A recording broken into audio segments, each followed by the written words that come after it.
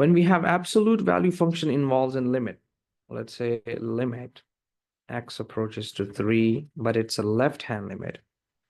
And we have x cubed minus x squared minus 6x over x squared minus 9.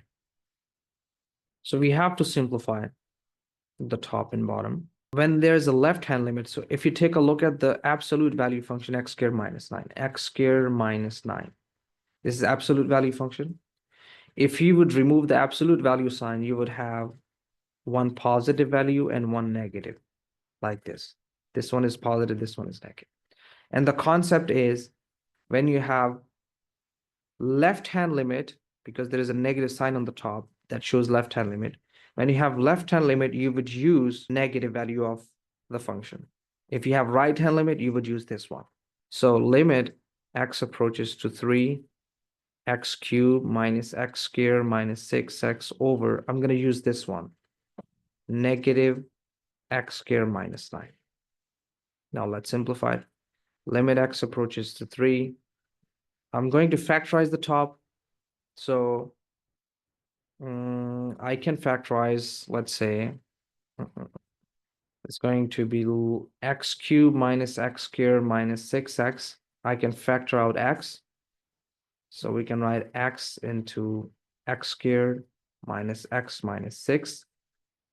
Now for x squared minus x minus 6, how can we factorize that? We have 6x squared if we multiply a leading coefficient with negative 6. We have negative 6, and the possible factors for negative 6 are negative 3 times 2 or negative 2 times 3. I think negative 3 times 2 is a suitable factor because that gives us negative 1x, the middle number. So we can write x minus 3 times x plus 2.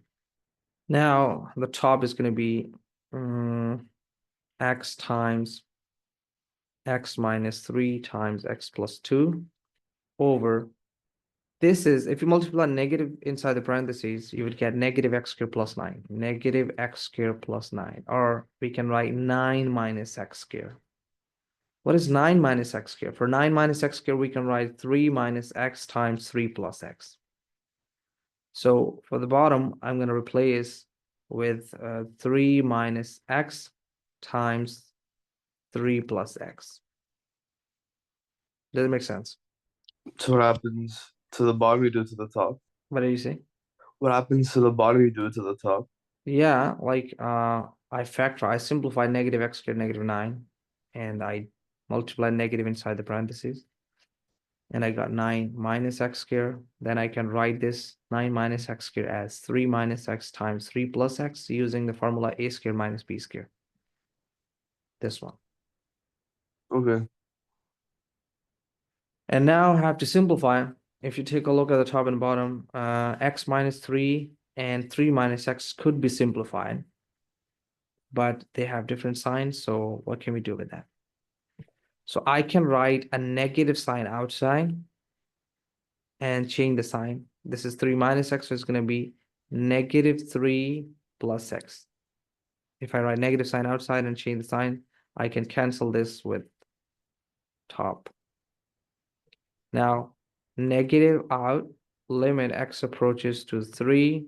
We have x times x plus 2 on the top over 3 plus x at the bottom.